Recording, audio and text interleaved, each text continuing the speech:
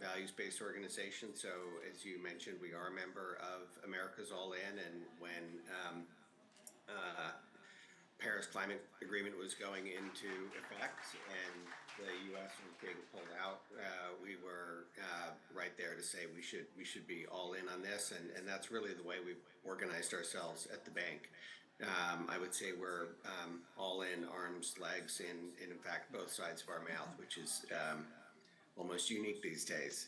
Um, we're an interesting bank because we sort of sit between some of the smaller community lenders and also some of the super regionals or global banks, but we play an active role in things like the Net Zero Banking Alliance. We have targets that are approved by the Science Based Targets Initiative, and we have been dedicating a significant amount of our capital into climate solutions, really starting in around 2017, in fact. And so now we have about 36.5% of our lending and investments that are going into climate solutions. And we can talk a little bit more about what that looks like later on. Perfect. Thanks, Ivan. Karen, I want to come to you next. Bank of America plays a really important, large role in the net zero discussion. And I'm curious if you could talk us through that a little bit. One theme that I'd love to touch on, and I'll come back to those of you who've already spoken a little bit, is how do you engage the fossil fuel industry, that are existing clients, or those clients who are heavy GHG producers? What does that look like for Bank of America? Great. You can probably hear me okay, and hopefully that will drown the noise on the other side.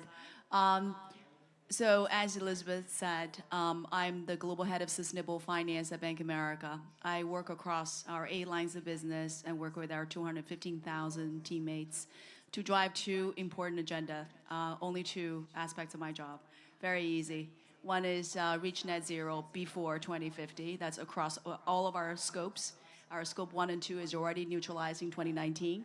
Our scope 3 is 100 times the size of our scope 1 and 2 combined because we do a huge amount of lending globally.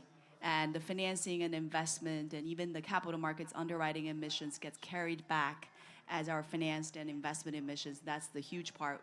So the reason I explain that is that we can become net zero.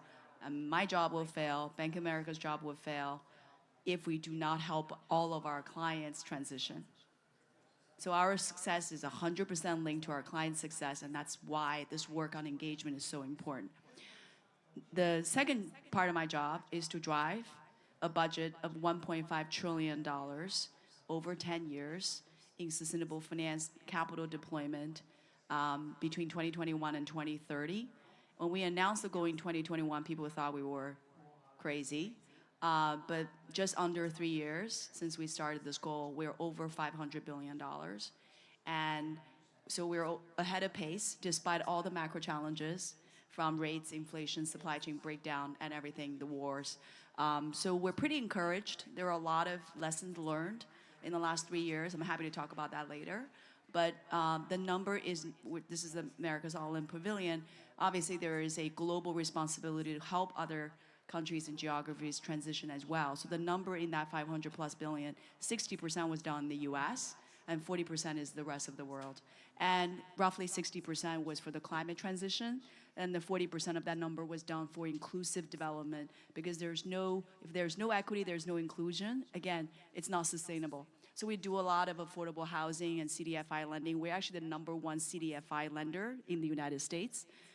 From a private sector. We give them loans, we give equity even. So I think that's an important aspect of this conversation, which is how do we, right, let the experts do their job when we are not the local experts in the super local communities. We need to really have all of those communities be included in this energy transition. Otherwise, we will not succeed.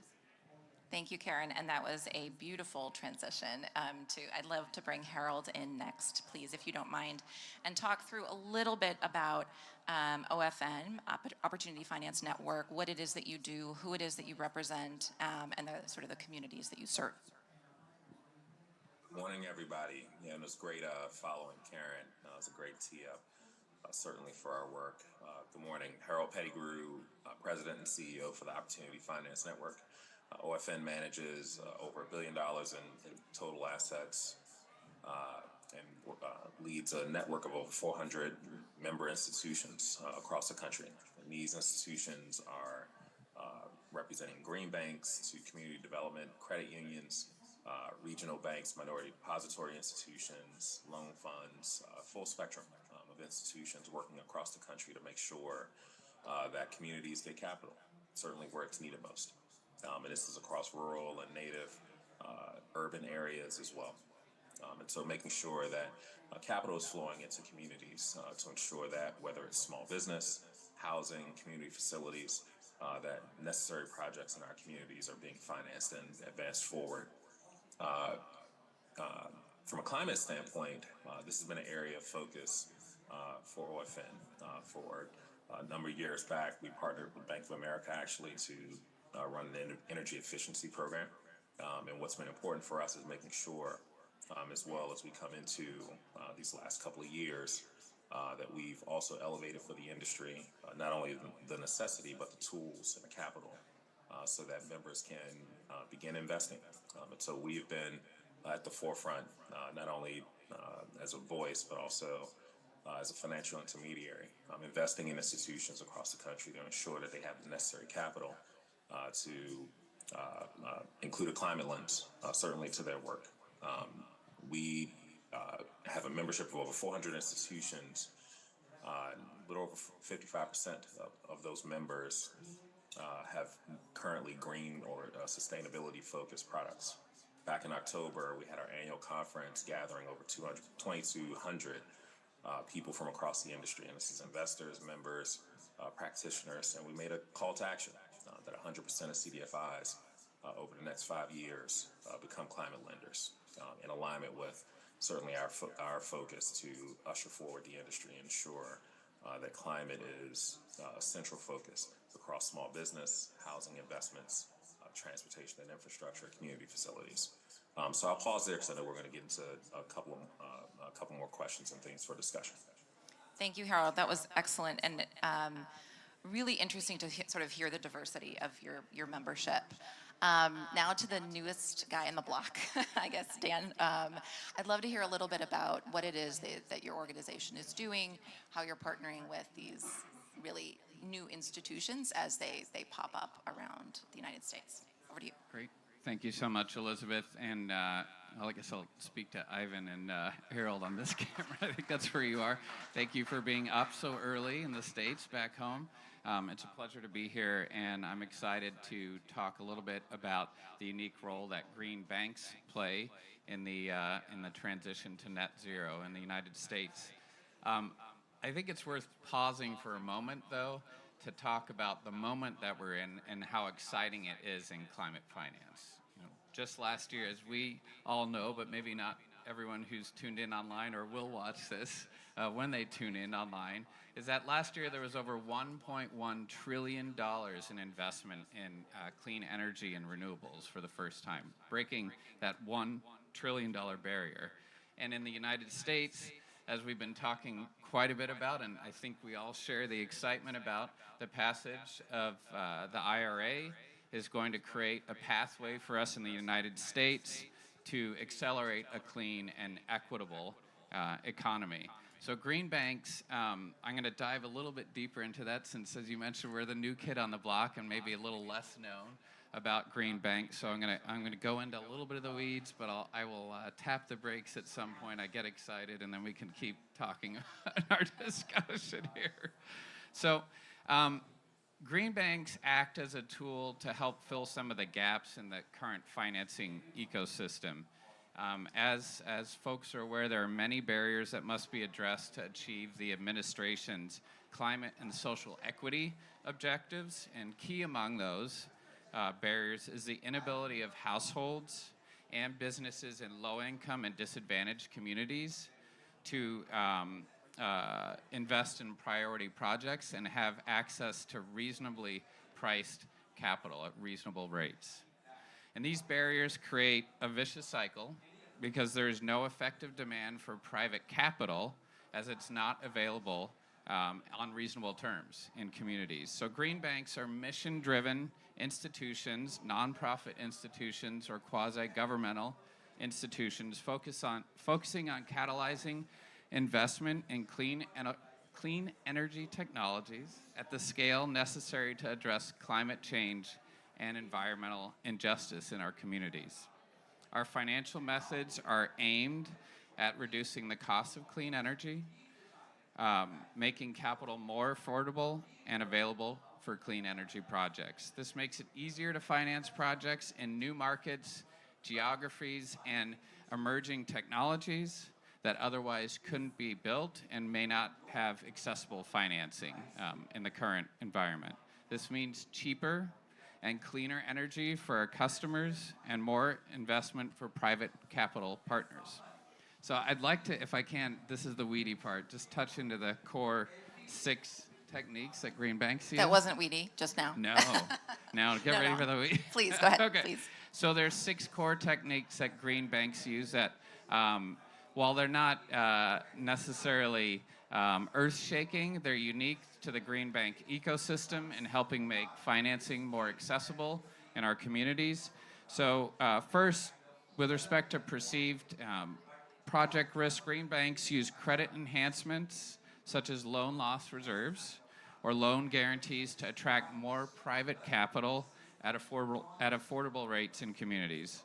To address inefficiencies at scale in small or geographically dispersed, so rural communities, for example, green banks use aggregation and warehousing to underwrite, bundle, and warehouse loans, and then sell them to private investors through securitization or private placement, replacing public dollars with private capital.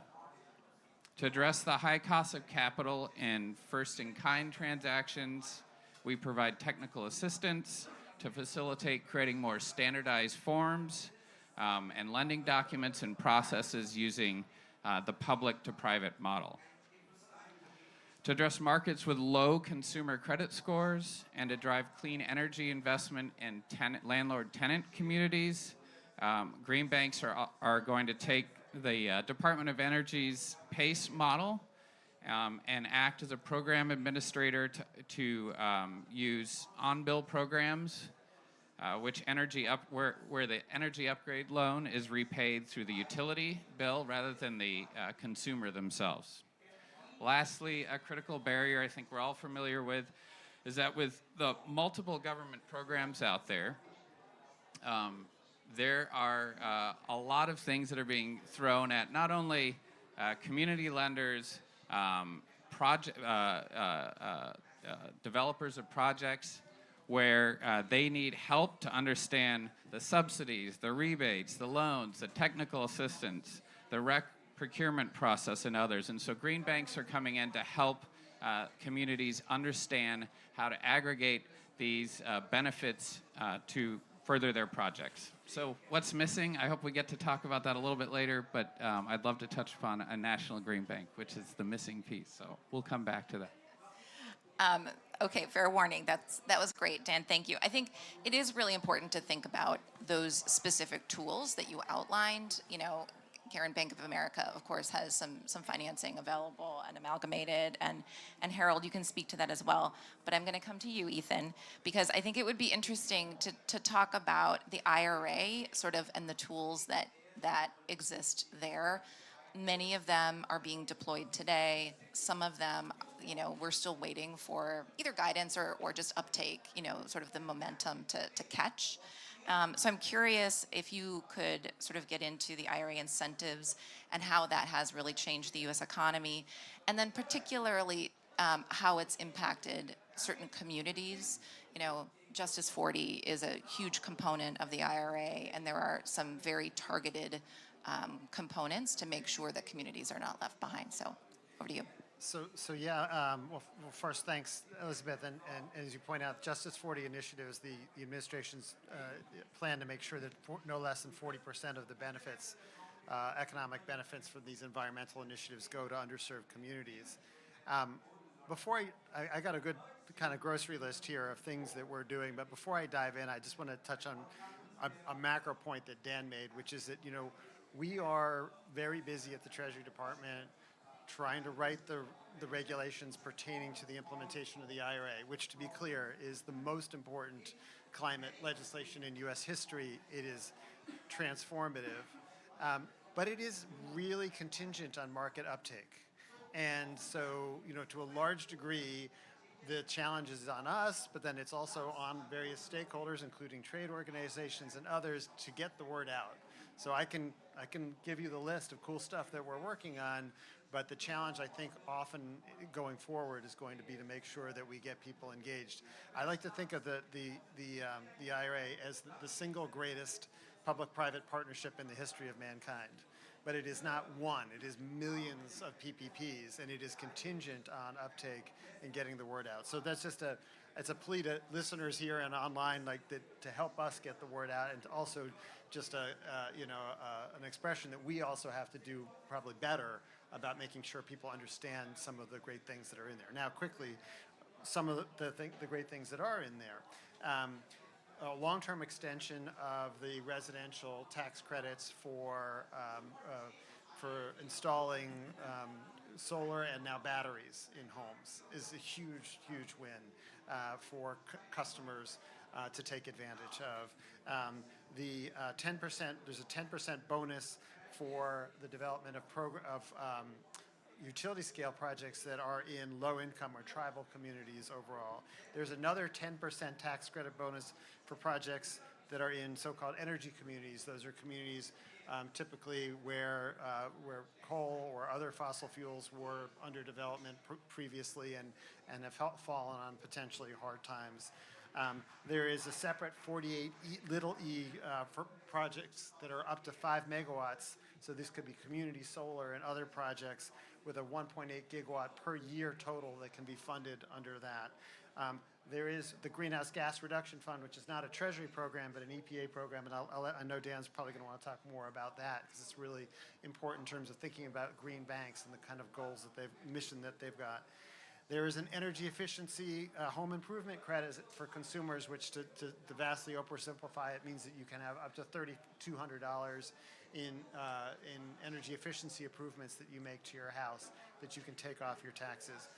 And then maybe finally, and maybe most importantly, there is an energy efficiency commercial buildings deduction for developers of housing, particularly low-income housing, to make substantial improvements on energy efficiency as well. So there's an across-the-board set of programs that are out there, and in some cases we're still writing the rules. In other cases, the rules are mostly out there.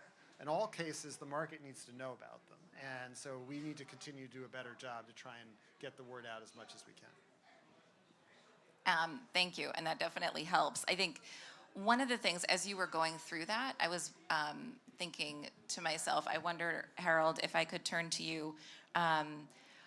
Are your members, are your communities, what is your sense of how much they understand what opportunities exist? As they are defining their own climate goals, how do you meet them where they are? And how would you say that communities are focused more on sort of, we can get to this a little bit later, but whether it's climate resilience or focusing on reducing emissions. But I'm curious, coming out of what Ethan was just describing, that is a long laundry list. There are a ton of opportunities, but how do we make sure that the communities who most need them are in a position to access them? That's a great question, and that's where I think where our focus has been really on leveraging the infrastructure that has been in place for 40, 50 years, CDFIs. CDFIs have deep relationships within communities, and it's been important for us at OFN to make sure that not only that capital and strategic ways that we can ensure that the right financing comes to our organization so that they can get capital into communities where it's needed most, but to this exact point, that the awareness of the different resources and opportunities are clearly known. And so that's been a significant focal point because I think we are in an extraordinary time. We've never experienced, just to the points before that Ethan raised, a historic moment such as this, where we do have the resources that are available, not only at the federal level, but you have really all of our different channels of capital coming together, from federal government to private entities to corporate financial institutions as well as philanthropy, coming together to make sure that we can really attack the challenges that we are facing within climate. Our focus and lens, and I'm a bit biased, of course, is that for capital to reach communities where it's needed most, CDFIs are that channel. And CDFIs are inclusive of green banks to loan funds, credit unions, and everything in between. So wanted to make sure we highlighted that point, that for us, it's leveraging the infrastructure that's in place to make sure that not only we lift up the awareness about opportunities that are available, but also that we make sure that no communities are left behind. Karen, I wonder if you want to expand a little bit on Bank of America's work with CDFIs, and also sort of making sure that what is, sort of the higher level goals, which can kind of be huge and overwhelming, actually get down to the client, to really take advantage of a lot of these opportunities. Sure. To say these opportunities, I think the most important opportunities today are the opportunities that Ethan highlighted. And frankly, I think call it game changing is an understatement. When you look at the amount of projects that we are looking at in the pipeline compared to a year ago before IRA was passed, and you look at the diversity of projects. I mean, we're the #1 renewable energy financing provider in the United States. We financed 33% of the US wind and solar capacity. So we know one or two things about the pace. The pace is speeding up, the project size is getting bigger, and it's actually getting across the country, and it's in energy communities as well as not, right? So the diversity is very, very good. And I would say, in addition to financeable projects getting bigger and projects getting more audacious, we are definitely seeing the benefit of new technologies that would just not pencil, would not get financed, potentially getting financed. Why? Because when you look at carbon capture and sequestration, direct air capture gives you $150 per ton, right? And the traditional point source capture went from $50 per ton to $85 per ton. That is a huge game changer when you are a developer and you're now getting more and more of these incentives, which really is part of your financing package. And if you can monetize that effectively, right? And the transferability is the big changer, because a lot of developers are not taxable because they're working hard, they haven't become profitable yet. So they can't take advantage of those tax incentives. They used to come to banks like Bank of America. The reason that we were so big is because obviously the banks finance it. We have debt financing, but we also have tax capacity because we pay billions and billions of dollars in federal taxes a year. So we could help them. We could say, hey, let's have a partnership.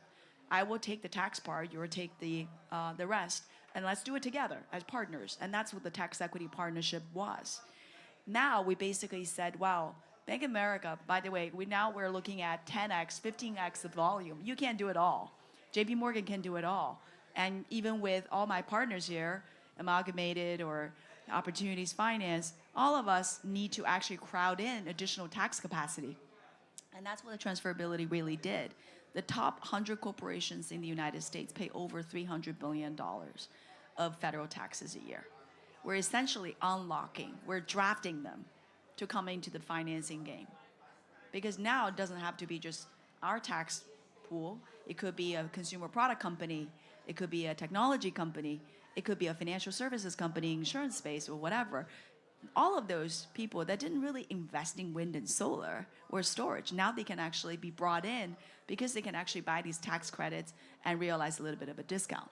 And that transferability is genius, because now all of a sudden we unlocked hundreds of billions of dollars of a year potential investment pool that we never accessed before.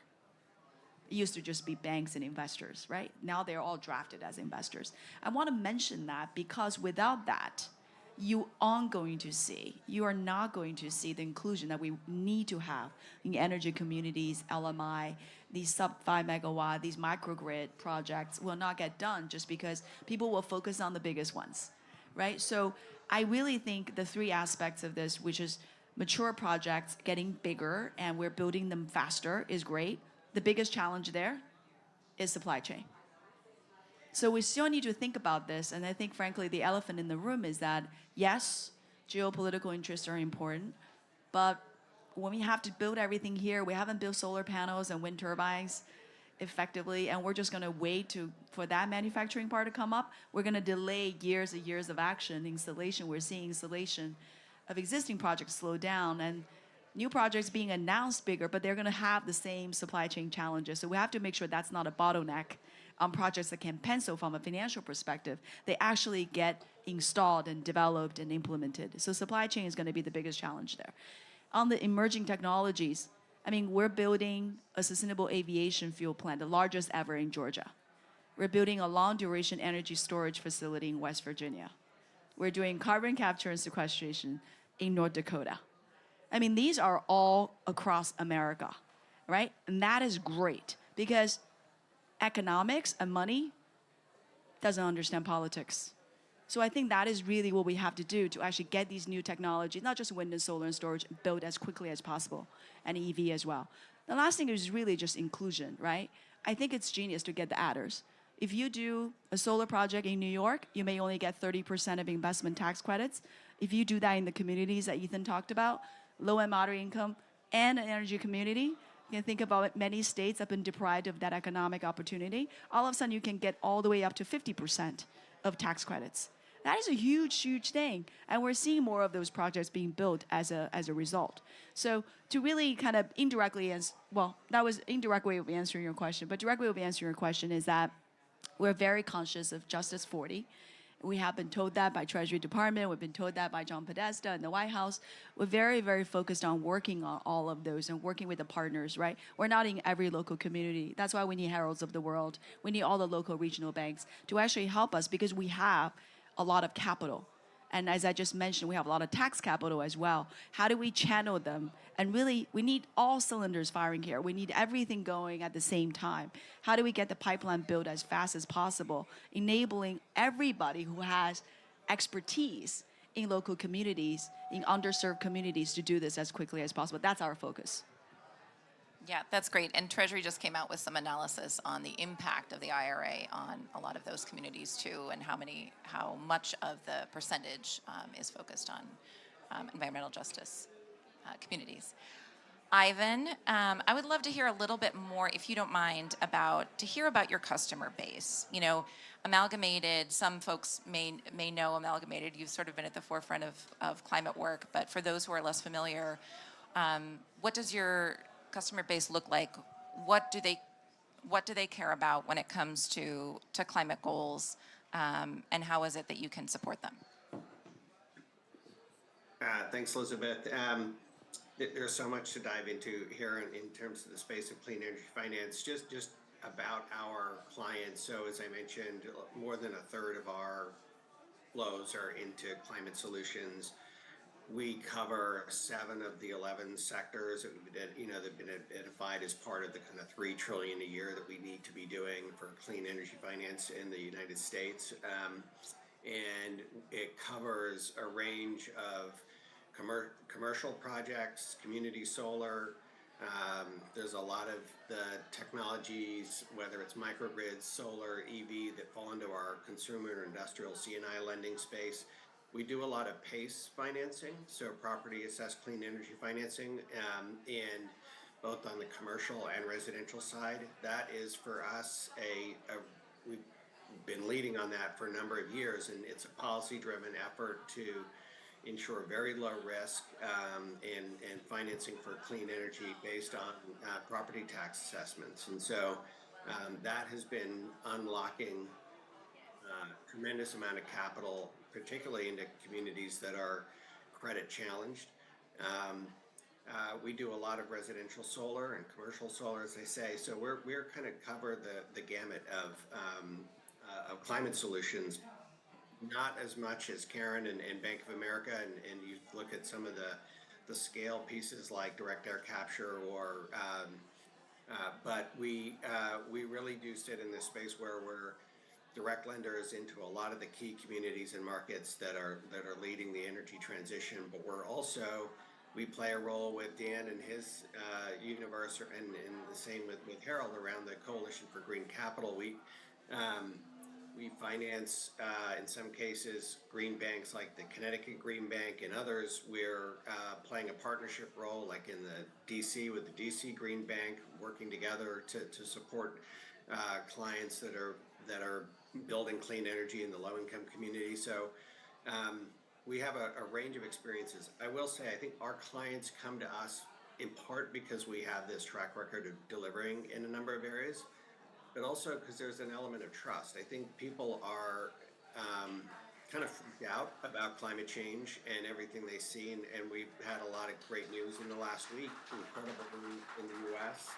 with the Inflation Reduction Act, even the announcements this week around the social cost of carbon, great stuff, but people are really frustrated and concerned and doing everything they can, and a bank like Amalgamated, where we joined We Are Still In, right? It was sort of the key moment where we needed to show that America was still in, and think about what that meant in terms of the whole of our portfolio. So not just the sustainable finance. Actually, one of the first things we did in thinking about what it meant to be still in was say that we were not going to lend to fossil fuels anymore.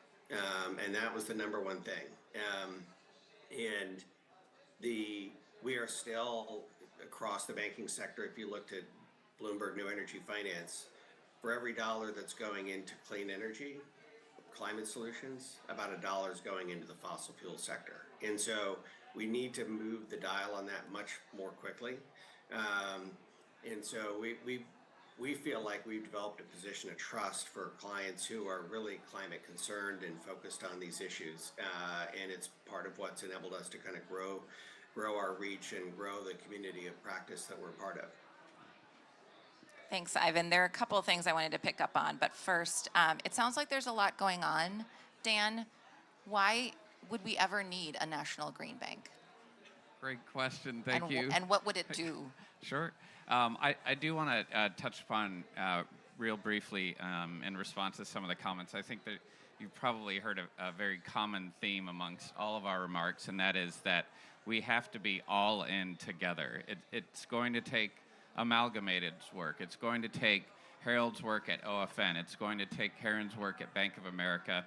And it's going to take green banks for us to move at the speed that we need to move and reach the communities, in particular, the communities who have not had access to capital in the United States and have been underinvested. It's going to take all of us to get there. And so, yes, I'm excited to talk about the National Green Bank role, but I just wanted to acknowledge that in case it was lost on the audience, this is going to take all of us, and we have to move quickly.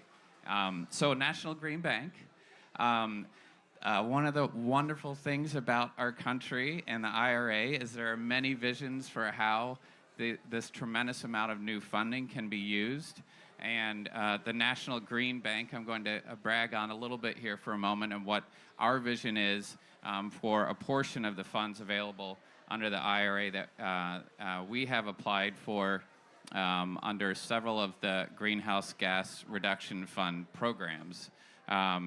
We've applied for a total of $11.9 billion under 4 programs under the GGRF. So let me talk about what our vision is, and I'm going to look down here at some notes because it's a lot of numbers here, and there's no way I'm going to remember them with my jet lag. So here we go. So our vision with a National Green Bank is to create a place where the local and state green banks that have been around and been created over the last 10 years, Harold touched upon some of them, are CDFIs as well, and there's about 42 of them across the United States. And where the National Green Bank comes in is to create a platform to provide these same financing opportunities at regional level over multiple states as well, and helping provide the capital to the state and local green banks across the United States. We believe that within 1 year of receiving funds under the IRA, that a National Green Bank will cause $35 billion in cumulative public-private investing in clean power projects. We also believe that over half of the investments from the National Green Bank will be into low-income and disadvantaged communities. We're very proud of that. It's going to take a pipeline. We've talked about the need for a pipeline, and that pipeline is going to have to come from a bottom-up approach where the communities are driving these projects, and these projects create ownership in the communities, they create jobs in the communities, and they create infrastructure in these communities rather than a top-down approach, which is not our vision of a national green bank coming in saying, we need to do this, that, and there, we're going to come into your community. So it's very important that it's a bottom-up approach. The National Green Bank will fund at least one self-sustaining green bank in every state in the United States. So that's red states and blue states. There should not be a barrier to the access of capital based on politics in the United States. And so that's a part of our vision, is making sure that there is at least one self-sustainable green bank in every state. We'll fund a network of green banks and other community actors to transform the markets, as I've discussed a little bit, and remove some of the barriers that I touched upon earlier on in my remarks. We also believe that within 7 years, a national green bank will cause more than $150 billion in cumulative public-private investing, which is accomplished through recycling of the funds. So it's a one-time infusion of capital into the National Green Bank, and then through the recycling of funds, reaching within 7 years this $150 billion cumulative result. So by 2030, we believe that these investments by the National Green Bank and its partners at the community level will result in 4% of the administration's goal of cutting 2005 emission levels in half.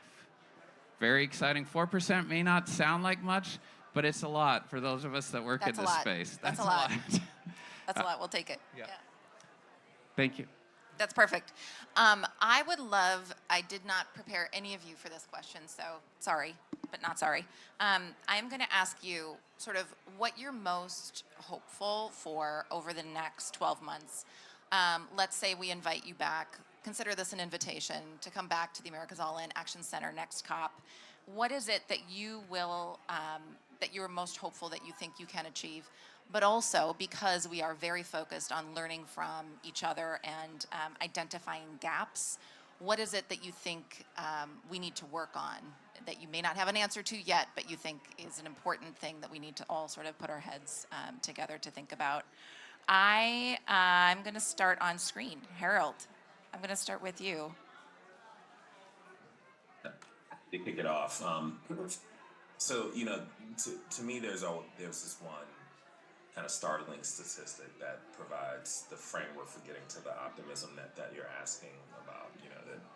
And we've been looking at this certainly from 1980 to 2022, over $8 billion, typically on an annual average basis, $8 billion worth of damages that take place across the country as a result of climate and weather-related disasters. $8 billion annually. 1980, 1920 to 2022. 2023 alone, and I was just looking up the latest figures, we're at 25 billion. And so when you begin to think about the level of damage that's taking place across communities, that's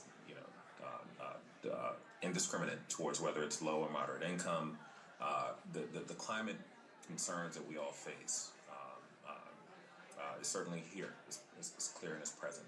The scale, though, at which we're dealing with not only responding to challenges now, but also the investment that's needed for the future, it gets to this underlying point of what we're talking about here today. That none of our institutions alone can do it.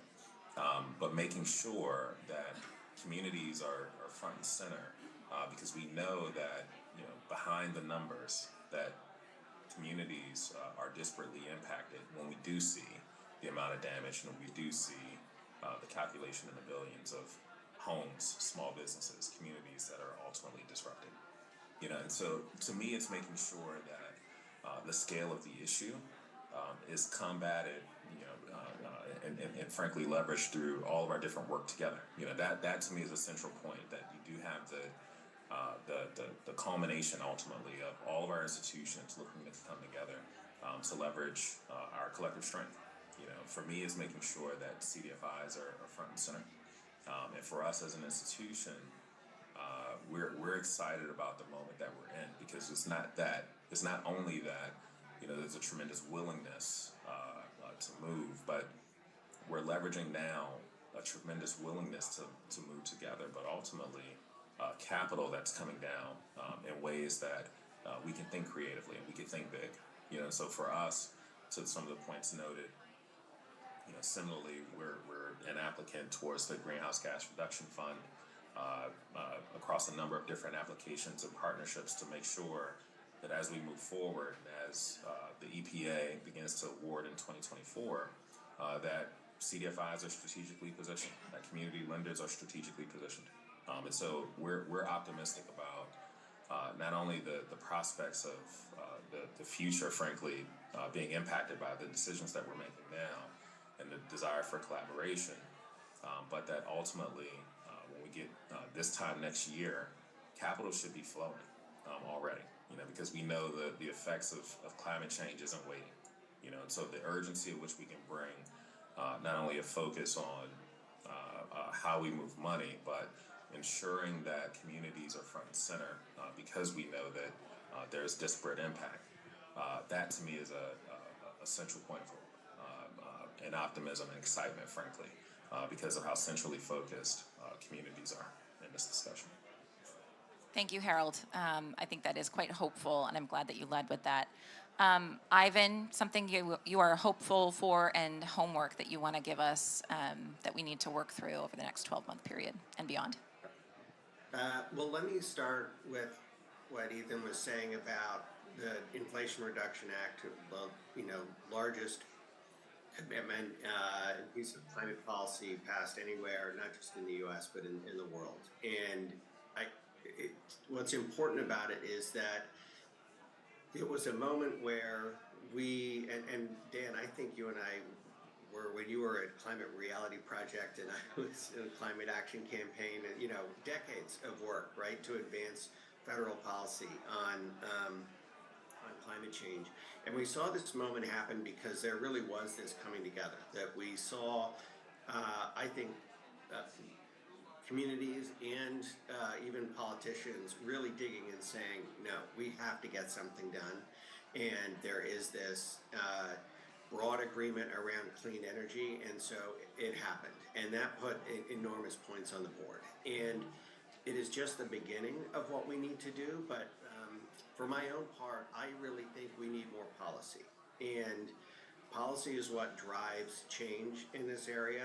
I think Karen is right that we're only as successful as our clients at some level, but the challenges are that our clients are not transitioning fast enough, right? You look at the oil and gas sector, only 2.5% of their CapEx going into clean energy versus existing lines of business.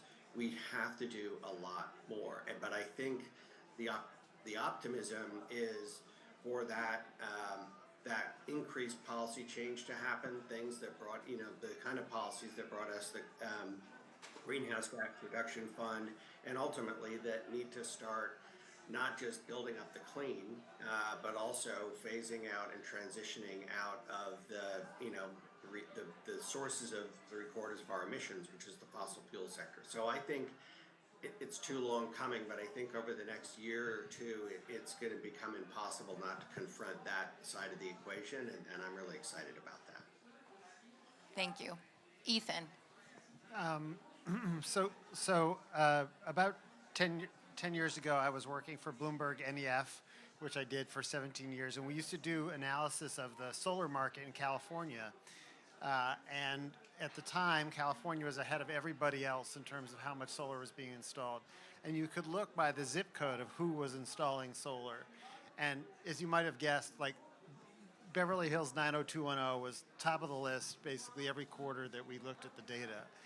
And I think I tell that because I think what I'm most hopeful about is that we're embarking on an era where clean energy adoption and the integration of thinking about climate becomes central into middle-class homeowners' lives. And I think we're really on the verge of something great around that. If you look at electric vehicle sales, they hit 10% of the market so far through this year. So this is not just wealthy folks who are buying EVs.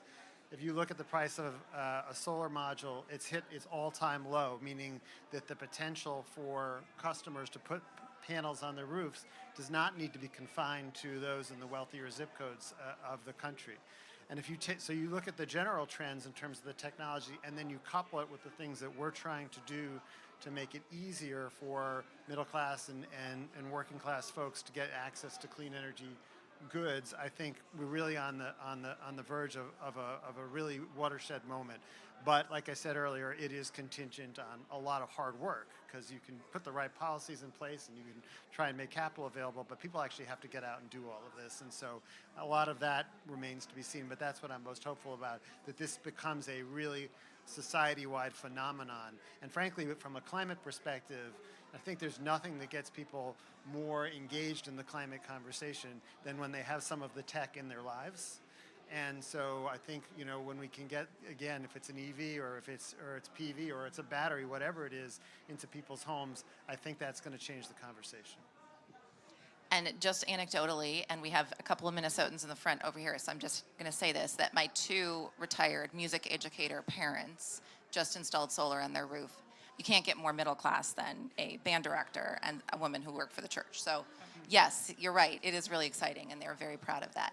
Karen, what are you most excited about? And then give us some homework. We can come back to this in 12 months. Well, the homework is that I think we need to have a reality check as well. I'm an optimist. I'm probably one of the most positive people, at least in my community. So I'm not going to go through the gloom and doom that we tend to hear at COP. But I will say things will get tougher before it gets better, right? Emissions went from 52 gigawatt globally to 60 gigawatt, despite all the actions, $1.1 trillion, great, right? 3% of that was private sector funding for adaptation. What that means to make your home more solid, so your homes are not breaking down in hurricane and flood surge, right? All wildfires, all the extreme heat. I mean, you think about the things that we have to do to protect ourselves, and those funding is, it's not, there's no like revenue streams to finance against. That's why you don't see a lot of money going to it, but we desperately need that, because the first thing we have to do is protect ourselves.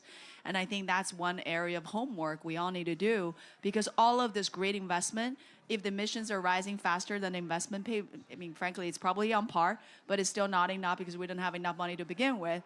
And emissions are still rising because, don't forget, right, the global south has way more population. Their energy needs are increasing exponentially, right? And they're 80% of the spot emissions now. But let's be honest, right? The developed world developed faster. We actually consumed 80% of the historical budget. So there is a justice element on this too, on the global north versus global south. But I want you to think about the reality, which is emissions are still rising.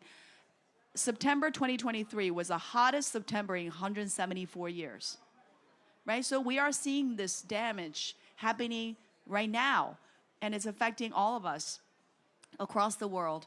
And things will get tougher before it gets better, because all of these things that we do that take years to permit and years to construct, and they will gradually reduce our emissions, hopefully by 50% by 2030. But, you know, let's see. But the thing is, we are dealing with our daily lives now. It's very, very tough. So I think we need to have more resilience adaptation funding. We need to help cities and municipalities and countries to do more of that, so we can protect ourselves, make sure people's livelihood is not lost. We have to think about how we increase and create some economics, so more private sector finance goes there. It's not just foreign aid and philanthropies and government funding. We need to get private sector into the resilience adaptation game. The second thing is, obviously, we got to permit faster. We got to do these things faster. We need the government's help. By the way, there is a silver bullet that no one would probably really be able to use, is a carbon tax. We're probably not going to be able to go there. But, you know, everybody needs to have implicit, explicit carbon pricing. So you need to know the companies that have carbon emissions, their bottom line isn't the same if that tax were levied, right? If people can kind of get to that comparison, I think we'll all know in terms of how we should put our dollars in, because ultimately that goes back to the climate risk point, that they're not resilient as they look today. So the last thing I would say is really globally, right? This is not a game that United States can play alone. As much, you know, we need to be all in because we're a big part, but we have a lot of countries around us that have a lot of emissions and they're growing really fast. I mean, their population deserves deserves prosperity too. So when we think about that, how do we really make this a global game? That's why a lot of these homework I'm working on and Bank of America and a lot of our partners are working on, hey, how do we get multilateral development banks and development finance institutions to crowd in 10x, 15x the private sector capital? Because you need trillions, right? Global debt market is $300 trillion. So let's find that somewhere. Let's try to repackage, restructure. Let's try to get that to crowd in. Make things easier to finance and make them more scalable in a package. So those are things that I'm working on. I'm inviting all of you to join us, work on these issues. It's not simple, but I really do think, we have to, things will get tougher before we get better. So we just got to be real about it. That's very true. Dan, last word. So I led with my excitement at the moment. I think we've all talked about that here. Harold mentioned, the money's going to start flowing next year. That's exciting. This is something that, as Ivan was talking about, we worked together for decades on. We've all been working on this issue, so it's a really exciting moment, and it's great to take a moment to acknowledge that. But it's like stage one of the marathon. And what you've also heard everyone say here, our homework, to your question, is we need more money. This is not enough. And so we're going to celebrate this win. We're going to pinch every dollar that's coming out of the federal government in the United States to support clean energy investment in our communities. We're going to do that, and the organizations here are going to do that. But our homework is identifying more capital, whether that's through program-related investments in philanthropy, additional private capital, side-by-side investments. We need more money, and so we've got to think about how to do that. Ivan touched upon, the disparity between investment in the subsidies in fossil fuels. And don't quote me on this, because I'm now trying to quote some other comments I've heard at the COP. But I believe if you look globally now, just at the investment pledges into the loss and damage fund, it constitutes about 40 or so minutes of the amount of subsidy to oil and gas that continues. So it's just wholly inadequate, and we've got to get more money into the system to get to where we have to get to. But I'm excited. I'll end with a hopeful note. Okay, good.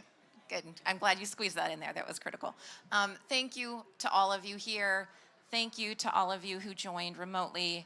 I really appreciate you taking the time. This was a great panel, a great discussion, and we hope to have you back. Thank you all. Thank you. Thank you all.